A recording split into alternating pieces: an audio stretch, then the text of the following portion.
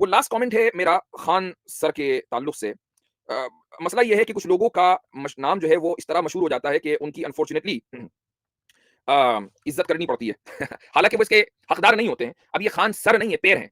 ये इस लेवल की बात करता है बंदा कि मुझे हैरत होती है कि इसके पास पढ़ने वाले हजारों बल्कि लाखों में हैं, बिहार में और यूपी में। I mean, come on, give me a break.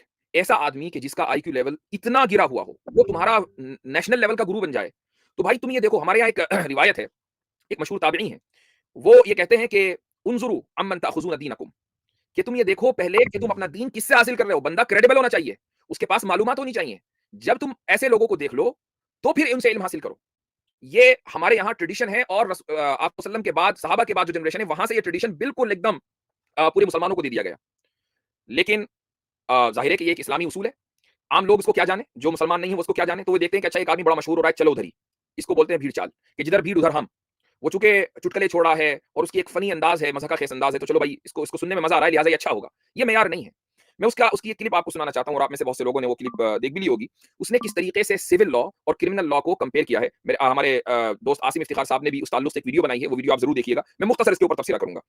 ये देखिए। इस्लाम का कानून, अगर अनुच्छेद 25 कहता है धार्मिक कानून, इस्लाम का कानून है कि चोरी करे तो हाथ काट दो, है ना। कोई मुसलमान चोरी करे ना तो उसका हाथ काटिए। कहिए क्या है, काहे काटिए? तो अनुच्छेद 25 तुम्हारी धार्मिक स्वतंत्रता, इस्लाम कहता है हाथ काट दो। तो कहेगा ना, हाँ, हमारा हाथ काटेंगे, इस्लाम बाहर में गया। तो हमको भारतीय दंड संहिता, इंडियन पिनल कोड की तरह चोरी की सजा दीजिए, दूसरा जेल में रखिए, हाथ काहे काटिएगा? वहां उनको इस्लाम नहीं दिखेगा। वहां भी कहिए ना कि चोरी, फांसी की सजा इस्लाम में नहीं है, सर काट देना है। महिला कोई गुनाह करे तो पत्थर से मारना है उसको। वहां पे सोचिए, चौराहे पे खड़ा करके पत्थर से कूच कूच के मार देता है, सर काट दीजिए। मौत का बदला मौत, हाथ का बदला हाथ, आंख का बदला आंख, यही होता है ना इस्लाम में। तो मुसलमान लोग या मुसलमान के मौलाना लोग जो समान दंड संहिता थी उसे मान लिया। दंड संहिता में भी तो आप कहिए कि मुसलमानों का दंड कानून अलग रखिए। अगर ऐसा कर देंगे तो आप भी पढ़ोगे कि सबसे टफ कानून सऊदी अरब का है। आधा मुसलमान कटा के फेंका जाएंगे लोग अगर इस्लामिक कानून लगा दीजिए तो। बहुत टफ कानून है इस्लाम का कानून वहां पे। तो वहां पे उनका इस्लाम नहीं खतरे में आया, वहां को इस्लाम का कानून। अच्छा जी, तो सऊदी अरब का कानून बहुत खतरनाक है। अगर वो कानून लागू हो गया तो आधे लोग क्या कहा इन्होंने, कटा के फिरा जाएंगे। यानी उनका हाथ कट जाएगा। तो उनका हाथ, आधे लोग जो है वो हथकटे होंगे।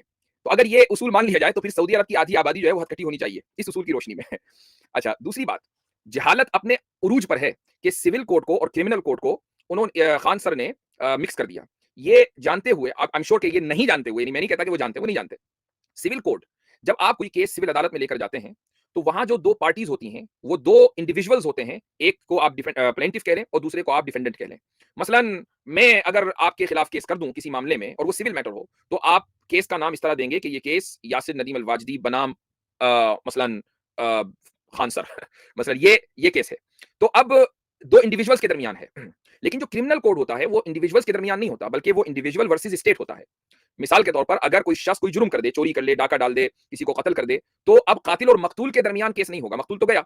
या चोर और जिसकी चोरी हुई है जिसके यहाँ, उसके दरमियान चोर नहीं, वो केस नहीं होगा, बल्कि ये होगा कि Khan sir versus state of India. तो अब मान लीजिए खान सर ने कोई जुर्म किया तो खान सर फंसेंगे, और स्टेट जो है वो प्लेंटिफ होगा और खान सर जो है वो डिफेंडेंट होंगे।